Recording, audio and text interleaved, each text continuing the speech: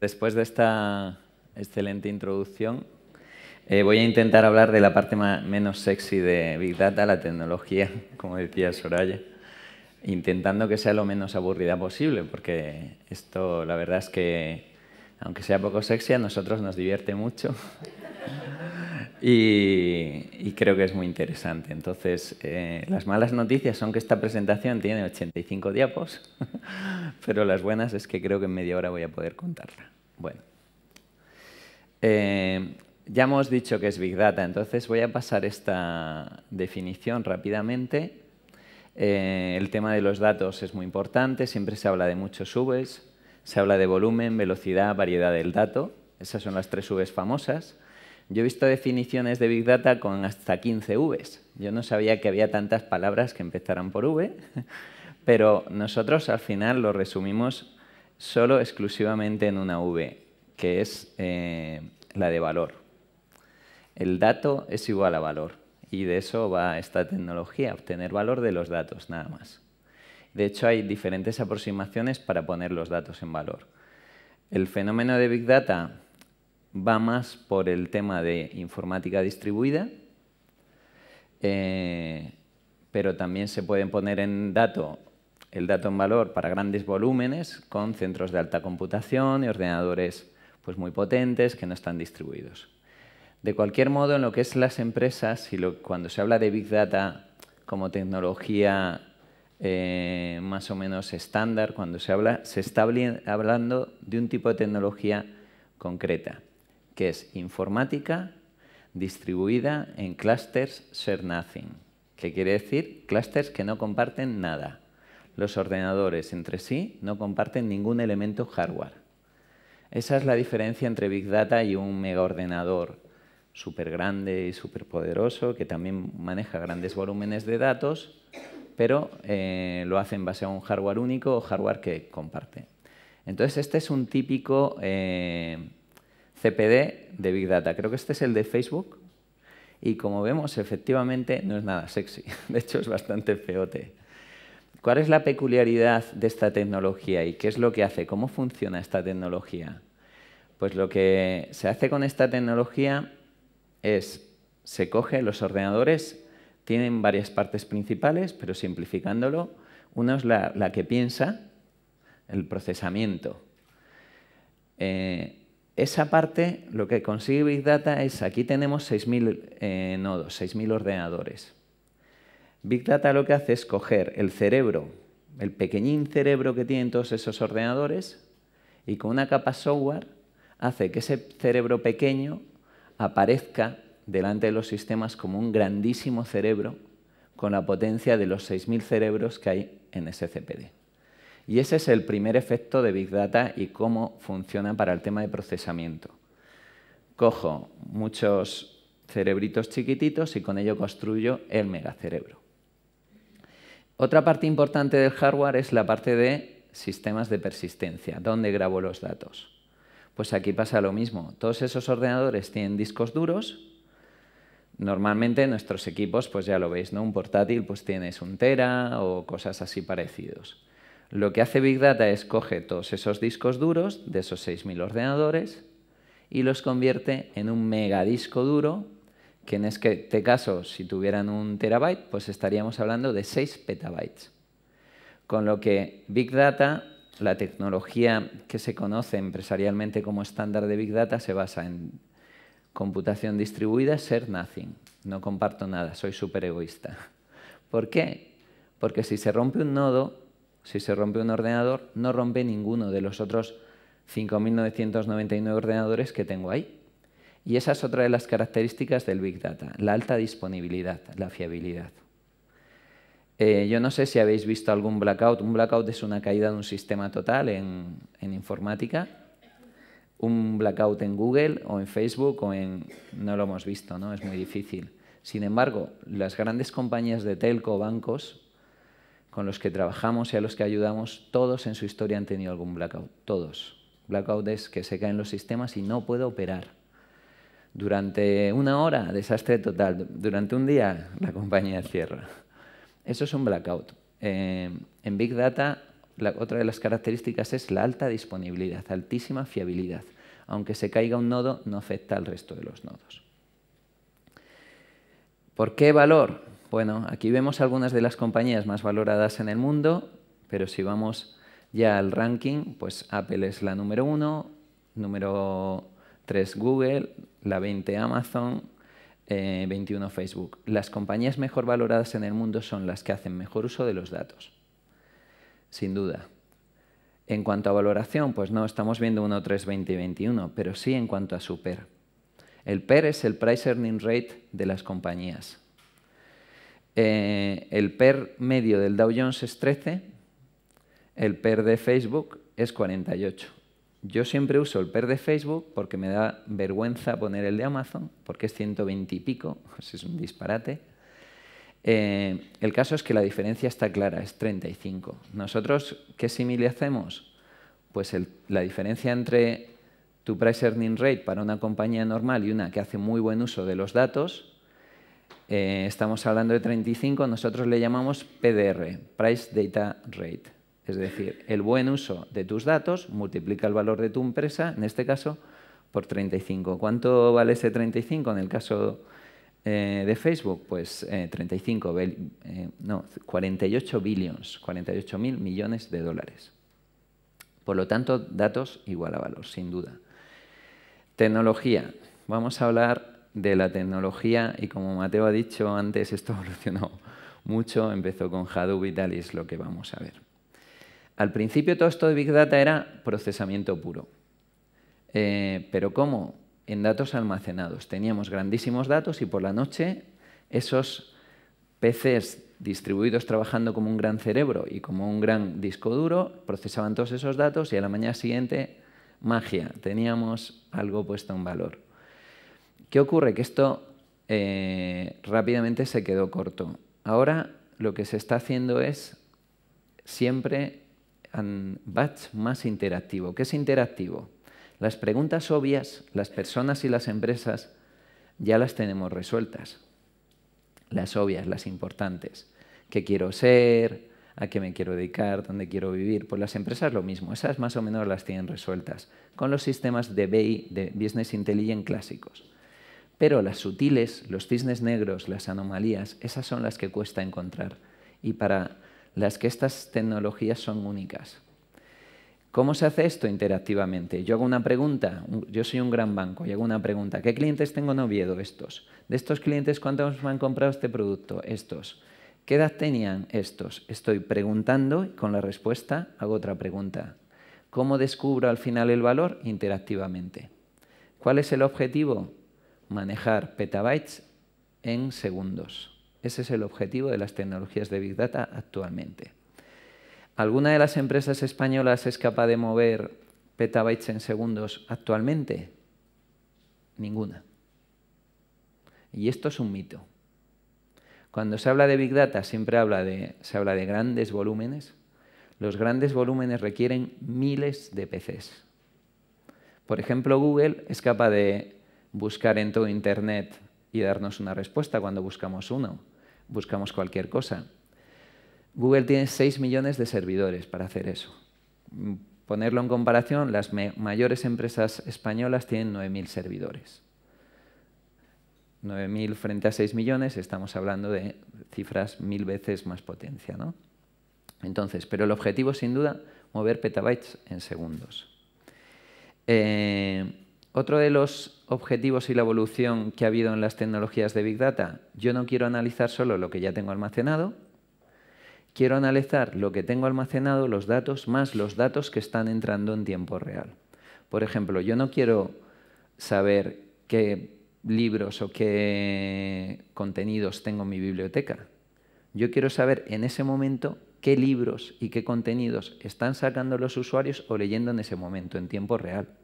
¿Por qué? Porque si mi sistema me dice eso y tengo un sistema de logística que me mueve los volúmenes, es capaz de moverme los volúmenes y ponerlos más cerca de mí, los que más frecuentemente están leyendo los usuarios en ese momento. Y el sistema se va adaptando. Bueno, pues batch, procesamiento almacenado, más interactivo. En tecnología, siempre hablamos de los datos, de pasado, presente, pero sin duda lo que aporta más valor y lo que ha sido más disruptivo en estas tecnologías es Machine Learning, algoritmos, predecir los datos. Y esta fue la otra gran evolución de Big Data. Big Data es capaz de proporcionar herramientas a esos científicos de datos de los que también Mateo ha comentado anteriormente, que son tan importantes y que Soraya comentaba que como científicos de datos no los hay, pero como Scientist Data Engineers sí que los hay en España, cosa curiosa. Son las herramientas que permiten a esos científicos de datos hacer modelos de datos que predigan o que sean capaces de aportar valor a las empresas. Y de esos hay muchos ejemplos y yo creo que en el debate hablaremos de bastantes de ellos. ¿La evolución tecnológica cuál ha sido? Bueno, pues pasamos. Antes había un motor de procesamiento que se llamaba Hadoop. Ya tiene 10 añitos Hadoop y aunque todos le tenemos cariño, pues ha pasado página. Ahora los motores de procesamiento se necesita que sean 100 veces más rápidos y son en memoria. Y no sé si os habéis dado cuenta que cuando he hablado del clúster de 6.000 servidores, he hablado del cerebro, de dónde persisto los datos, pero no he hablado de la memoria. Los ordenadores tienen memoria. Los sistemas de Big Data actuales lo que hacen también es coger la memoria de todos esos 6.000 equipos y hacer que parezca una grandísima memoria donde proceso y muevo los datos muchísimo más rápido. ¿Cómo de rápido? 100 veces más rápido. Los motores de procesamiento actuales mueven los datos 100 veces más rápido que los de hace 2 años. En concreto, Spark es la tendencia actual en todo el mundo. Bueno, ¿el símil cuál es? Pues esto es un Tesla. El símil, antes teníamos motores de combustión y los nuevos motores son motores eléctricos. Son mucho más eficientes y te permite este coche acelerar de 0 a 100 más rápido que un Porsche. Yo siempre lo uso porque estoy intentando convencer a mi mujer para que me compre uno, pero estamos en ello, estamos negociando. La segunda disrupción, ¿cuál fue? Antes se grababan los datos en sistemas de ficheros. Los sistemas de ficheros están muy bien, pero tienen bastantes inconvenientes. Surgió en el tema de Big Data una cosa que se llama bases de datos no SQL. ¿Qué quiere decir? Bases de datos no solo SQL. No es que no hagan SQL, es que hacen SQL y además no solo SQL. ¿Qué es SQL? Lo voy a simplificar porque exactamente no es lo que voy a decir y por anticipado esto, pero simplificado es SQL es una manera de tratar los datos de manera estructurada. Pero Big Data precisamente trata datos estructurados y datos no estructurados. ¿Cuáles son los datos no estructurados? Por ejemplo, el texto, los libros. Todos esos datos no están estructurados. No son un cliente con una cifra de ventas y unos productos que ha comprado. Son texto, la voz, las imágenes, los logs de los sistemas, los sensores hablando entre sí. Todo eso son datos no estructurados. Por lo tanto, todo eso, dentro de las tecnologías de Big Data, surgieron unas nuevas bases de datos que se llaman NoSQL que funcionan de manera distribuida. Funcionan exactamente igual que lo que os he contado antes, 6.000 ordenadores que parecen como un ordenador gigantesco compartiendo los recursos. Pues así funcionan las bases de datos NoSQL. Entonces, ¿la tendencia ahora cuál es? Unir los motores de procesamiento modernos con los sistemas de persistencia de grabación de datos modernos, que son las bases de datos NoSQL. Al final, otra vez yendo al Tesla, porque por fuera no convenzo a mi mujer, pero la parte de dentro parece que sí que le gusta. Por dentro, el Tesla también cambia totalmente la manera de operar un coche. Todo es táctil, es un ordenador, es como un iPad gigantesco. Pues aquí pasa lo mismo. El motor de procesamiento de Big Data lo hemos cambiado, pero la manera en la que los datos se guardan y los tratamos también. Hemos cambiado las dos cosas. Pero la disrupción más grande para mí, sin duda, es esta.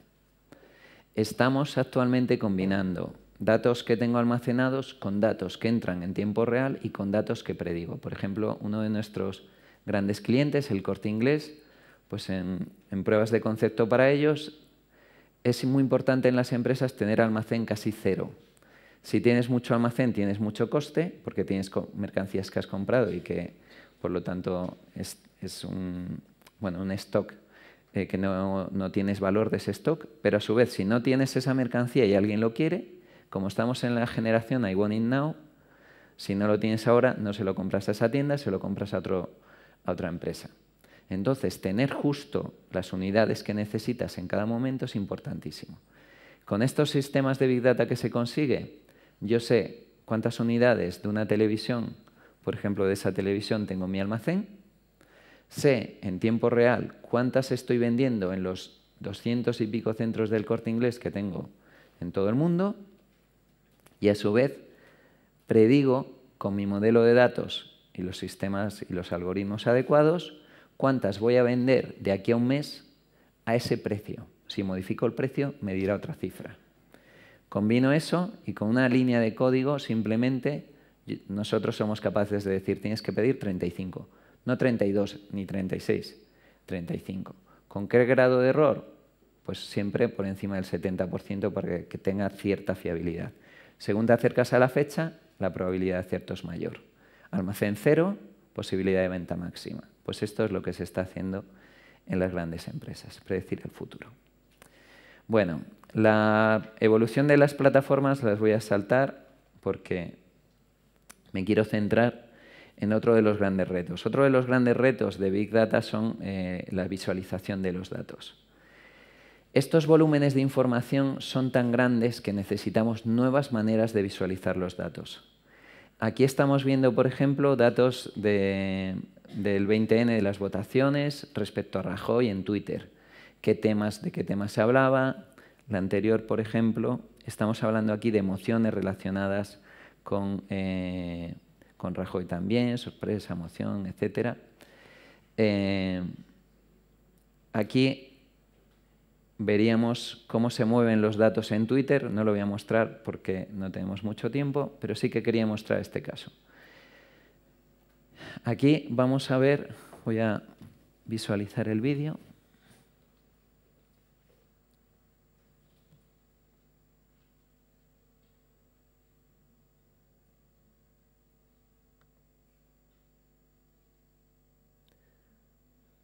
Bueno, realmente no lo voy a visualizar. Así que lo cuento y aquí hay que hacer un esfuerzo imaginativo. En este vídeo se ven las relaciones. Nosotros para una compañía, CESCE, CESCE tiene una compañía que es el grupo, la empresa se informa, que hace estudios financieros de las empresas españolas. Nos pidieron, además de crear los informes financieros que hacen de riesgo para trabajar entre empresas, que estudiáramos de todas las empresas españolas qué se comentaba de ellas en Internet, para ver el riesgo respecto si yo he trabajado con esa empresa, si digo algo malo, pues igual no me conviene trabajar con esa empresa porque no me va a pagar. Entonces nos pidieron que buscáramos en Internet los comentarios de las 10.000 empresas españolas más grandes. ¿Qué tuvimos que hacer? Crawlear, recolectar todas las páginas web del ciberespacio español. Actualmente este es uno de los sistemas Big Data más grandes que hay en España. Desgraciadamente lo tenemos en Alemania, pero luego lo haremos en el debate de ese tema. Pero al final tenemos 250 millones de páginas, no solo recolectadas tipo Google, sino analizadas en estas bases de datos NoSQL y con estos motores de procesamiento de Spark. ¿Cómo se representa 250 millones de páginas con las relaciones entre ellas? Pues con los métodos tradicionales, imposible. Con un report, imposible. Se representa con las relaciones entre nodos y además las relaciones entre nodos en movimiento. Y eso es lo que los nuevos modos de visualización nos permiten. Por ejemplo, nosotros en tiempo real vemos los links que hay a Radiotelevisión Española.es y a su vez los nuevos comentarios que se están haciendo en tiempo real en chat o en foros. Entonces estás combinando batch con tiempo real con visualizaciones interactivas. Esas son las nuevas maneras de visualizar la información. Como estas, olvidémonos de los diagramas de tartas y todas estas cosas. En Big Data eso se queda muy limitado. Se necesitan nuevas formas de visualización. Vamos a ir a la parte más de futuro.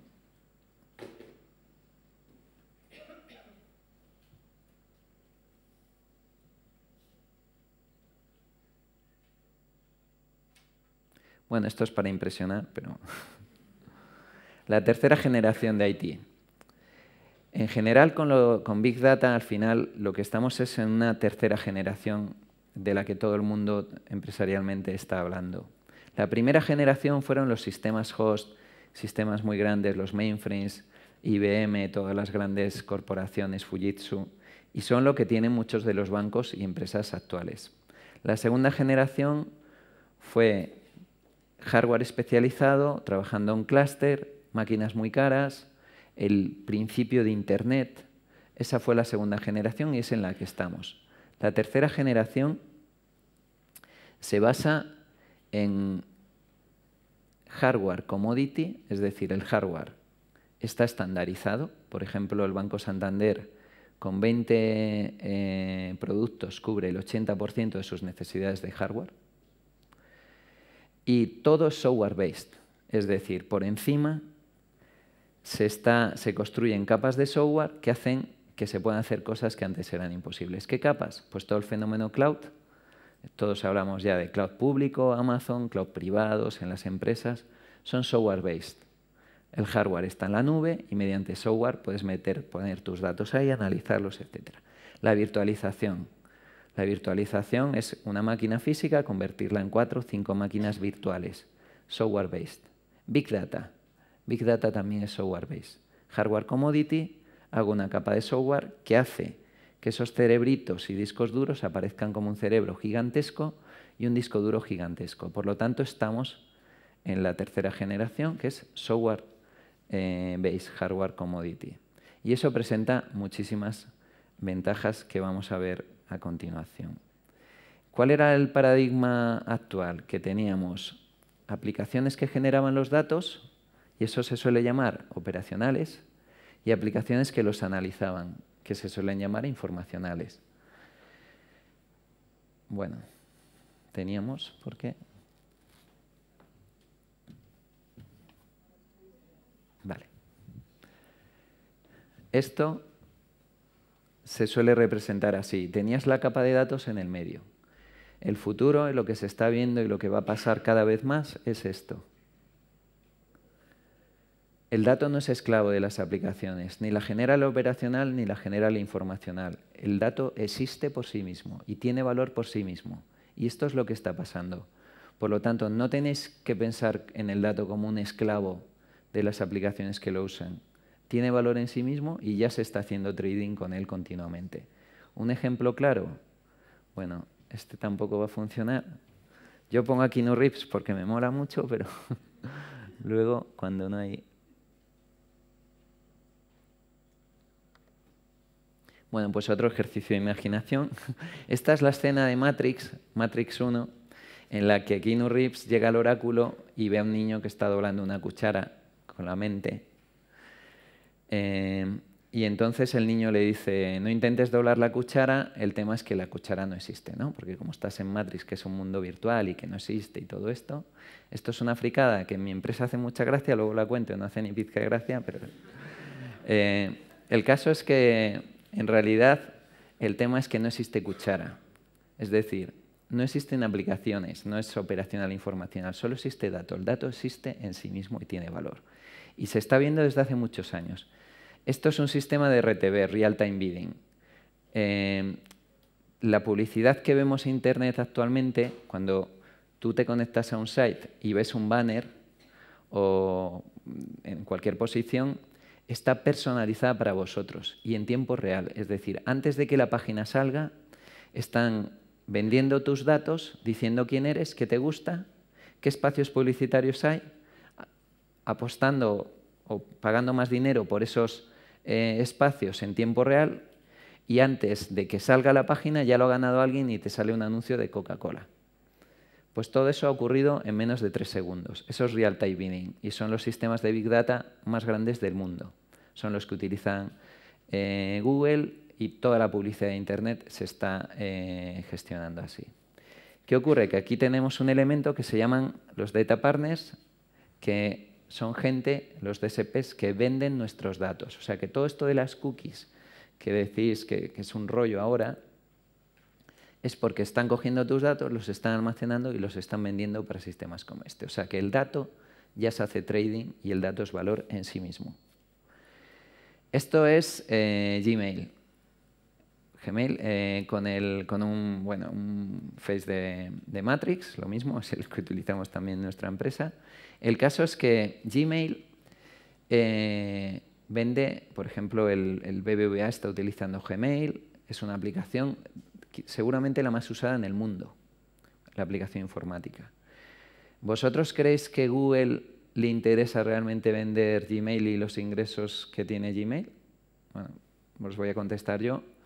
El 96% de los datos de los ingresos de Google vienen de la publicidad. Gmail es solo un medio para obtener datos, para hacer esa publicidad más efectiva. En Gmail, cuando tú aceptas Gmail, aceptas que analicen todos tus emails. Y los emails son texto, que son datos no estructurados, que estamos tratando precisamente con tecnología de Big Data. O sea que ya se está haciendo trading con nuestros datos. El futuro. Este es un coche Google en San Francisco. Nosotros el headquarter lo tenemos en San Francisco y la fuerza de ingeniería en España, porque como todo el mundo sabe, los ingenieros españoles son los mejores del mundo. En general, yo siempre digo que los profesionales españoles son los mejores del mundo con un vehículo empresarial adecuado. El caso es que el headquarter tiene la parte de estrategia, de venta, la parte menos útil, que digo yo, y está ahí en San Francisco. Y ves todo el rato coches de estos de Google que son coches autoconducidos, no los conduce nadie. Entonces, la primera vez cuando miras y ves que no conducen, te pegas un susto como... bueno, pues esto es el estado del arte de Big Data actualmente. Tenemos aquí sensores que analizan alrededor millones de datos en milésimas de segundo para una operación crítica como es conducir un coche, hacerla bien. ¿Qué estamos viendo continuamente? Los wearables.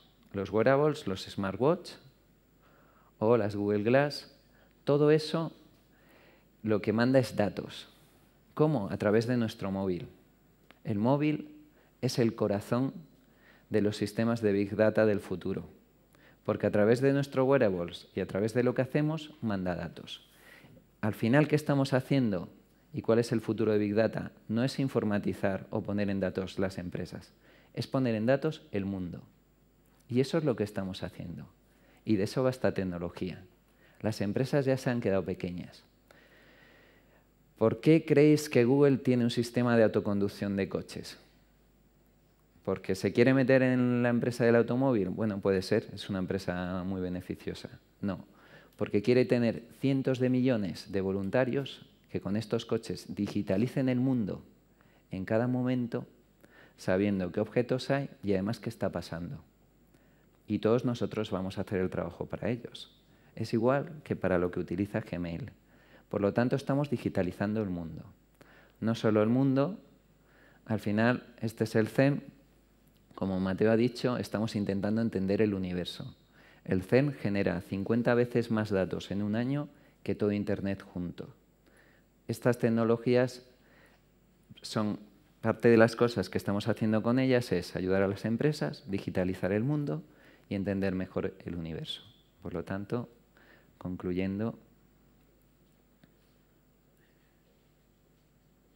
bueno, hay que hacer buen uso de los datos y pensar en ellos como valor puro, sin nada accesorio alrededor. Muchas gracias.